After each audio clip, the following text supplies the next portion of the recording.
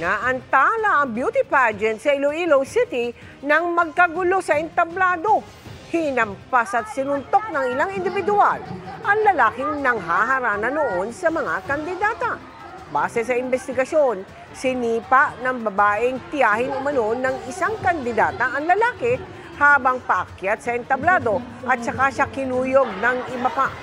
Dati pa umanong may hidwaan ng dalawa na pareho ng pinagtatrabahuhan. Dahil sa insidente, pansamantalang itinigil ang pageant at itinuloy ng nadala sa istasyon ng pulis ang mga sangkot sa gulo.